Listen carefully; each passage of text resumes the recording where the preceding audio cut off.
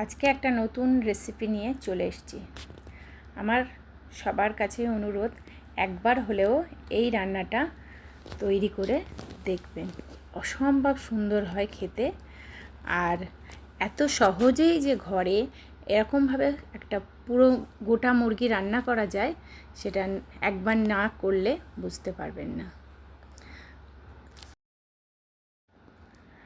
প্রথমেই মুরগিটাকে নিয়ে ভালো করে পরিষ্কার করে নিতে হবে এবং ওর পেটের মধ্যে যত নোংরা আছে সেগুলোকেও হাত দিয়ে পরিষ্কার করে নিতে হবে।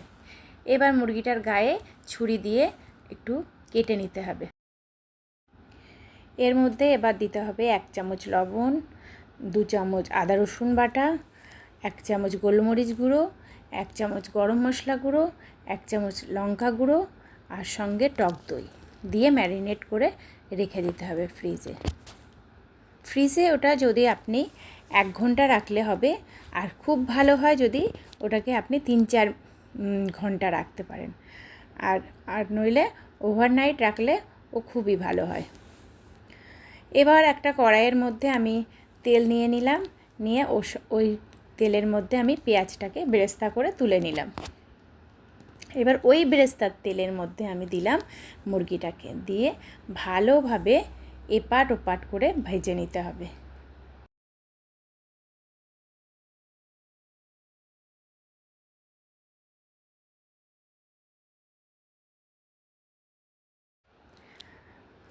আগুনটাকে জোরে দিতে হবে এবং চিকেনটাকে ভালোভাবে এপাট ওপাট করে ভাজতে হবে, এবং একদিকটা লাল হয়ে গেলে ভালো করে খুন্তি দিয়ে সাবধানে উল্টে দিতে হবে, দিয়ে প্রতিটা সাইড যেন সুন্দরভাবে লাল হয়।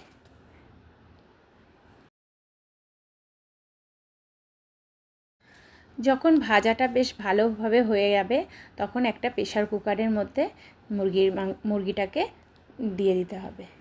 দেওয়ার পর যে গ্রেভিটা ছিল, মুরগি যে ম্যারিনেট করে রাখার যে গ্রেভিটা, ওই জলটা দিয়ে দিতে হবে ওই প্রেসার কুকারের মধ্যে। দেওয়ার পর একটা হুইসেল দিলে এটাকে বন্ধ করে দিতে হবে। এরপর একটা মিক্সার বানাতে হবে।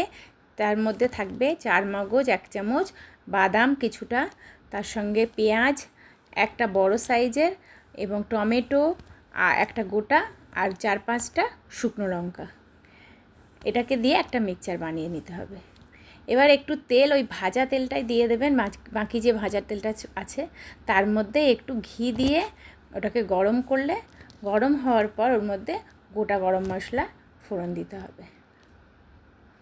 এরপর বেটে রাখা ওই মিক্সচারটা তেলের মধ্যে দিয়ে দিতে হবে।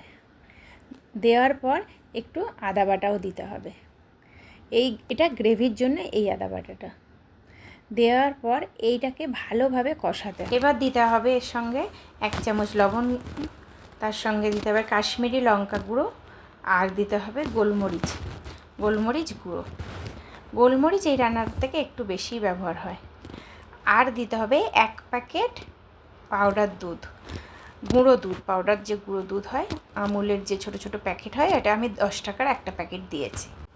আর তার সঙ্গে দিয়েছি গরম মশলা গুঁড়ো, দিয়ে ভালোভাবে এটাকে কষিয়ে নিয়েছি। অল্প একটু জল দিয়ে আস্তে আস্তে কষাতে হবে।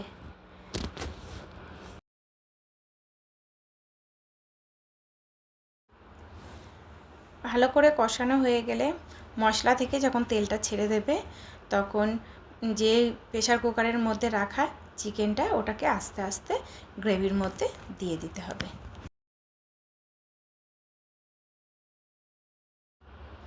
এইভাবে যদি আপনি চিকেনটাকে করেন, তাহলে চিকেনের কোনো রকম ভেতরে রক্তের দাগ থাকবে না, কোনো রকম ভেতরে যে কুক হয়নি এরকম কিছুই হবে না, আর টাইমও খুব কম লাগবে। চিকেনটাকে দিয়ে কিছুক্ষণ ঢেকে রাখবো, ঢেকে একবার করে নেড়ে নেড়ে দেব। একটু হালকা হাতে চিকেনটাকে ঘুরিয়ে ঘুরিয়ে মশলার মধ্যে ভালোভাবে, মশলাগুলো যেন ওর গায়ে লেগে যায়, এভাবে করব। এই সময় নুনটা একটু দেখে নিতে হবে, নুনটা ঠিকঠাক আছে কি না। আর তার মধ্যে একটু দিতে হবে হালকা একটু চিনি, 1/2 চামচ চিনি দিয়ে দিতে হবে, আর 1 চামচ ঘি ওপর থেকে দিয়ে দিতে হবে। আর যে ভেজে রাখা যে বেরেস্তাটা ছিল ওটা এই সময় দিয়ে দিতে হবে। তাহলে তৈরি হয়ে গেল আমার গোটা চিকেন, হোল চিকেন বা চিকেন মুরগির মশালা। খুব ভালো, বাচ্চা বয়স্ক সবার খুবই টেস্টি লাগে। একবার করে দেখতে পারেন আপনারা।